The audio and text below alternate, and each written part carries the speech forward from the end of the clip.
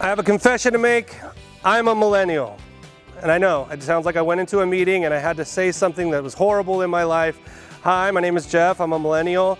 But most of you, I think, are millennials as well. Except, actually, I am a zillennial. Not with a Z, with an X, okay? A zillennial, it's a micro generation. People who were born from 1977 to 1983. And the reason that is a significant time period is because that's the last generation who really had a traditional analog childhood growing up. And then as they became adults, were able to be introduced to the digital world, social media and cell phones, and be able to use it to their advantage without having this conditioned childhood and all these years of being totally reliant on screens. And now we have a completely different generation 10 years later where everything is screens. You're on them all day, school, work, when you're hanging out with family, talking to family, you can FaceTime people, right? So screens have become this super important part of life and they're everywhere. So everybody usually likes this slide, Jurassic Park. You know Jurassic Park, yes? I'm a big fan of Ian Malcolm.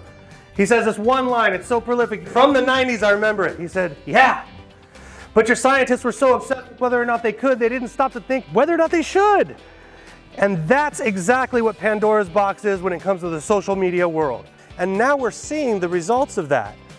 We know that the prefrontal cortex is not fully developed until you're in your mid-20s.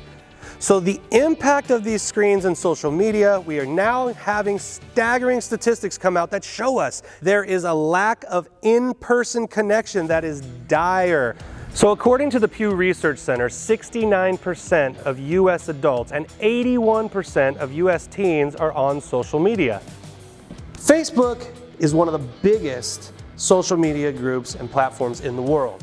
And it has been specifically designed to engage you and keep you addicted to the platform.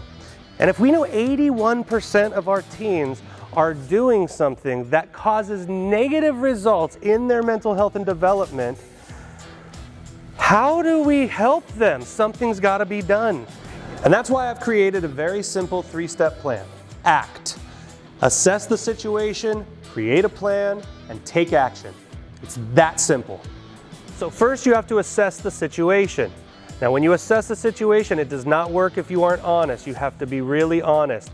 We all want to minimize our behavior and assume that we do not need to rely on social media, but the reality is you use it more than you think. So what you want to do is get a journal, and every day for 1 week, write down every time you look at your phone, you pull it out, 30 seconds, 2 minutes, I looked at Snapchat, I looked at Instagram, I checked my email, I looked at my bank account, whatever it is, assess it openly and honestly for 1 full week. And if you start doing this in the exact way that we mapped out today, you will start to see a decline in mental health issues in your own life. You'll be able to teach others, children around you, friends, family members, how to make healthy habits so you can start to balance the impact of the digital world. Thank you so much for being here. I appreciate you.